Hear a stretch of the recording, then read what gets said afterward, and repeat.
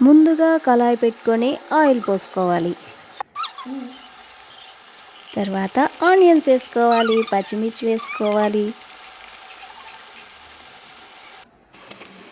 తర్వాత అల్లం పేస్ట్ వేసుకోవాలి. తర్వాత కొత్తిమీర వేసుకోవాలి.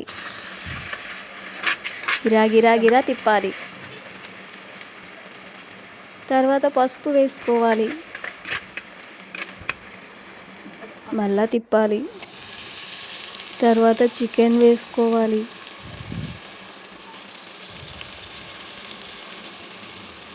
వేస్తూనే ఉండాలి.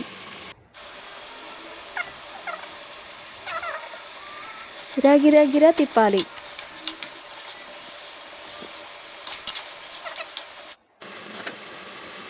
కాసేపు ఉడకనివ్వాలి. మూత పెట్టి తీసి మళ్ళా తిప్పాలి.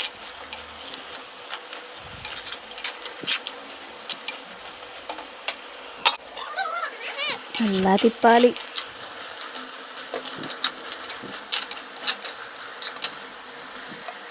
తర్వాత టమాటా వేసుకోవాలి.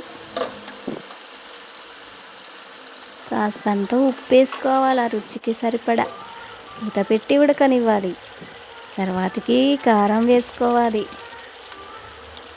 మళ్ళా తిప్పాలి. గిరా తిప్పేసేయాలి. మళ్ళా మూత పెట్టి ఉడకనివ్వాలి. మళ్ళా తిప్పాలి. తిప్పి తిప్పుతూనే ఉండి కాసేపు ఉడికాక మసాలా వేసి దించేయాలి.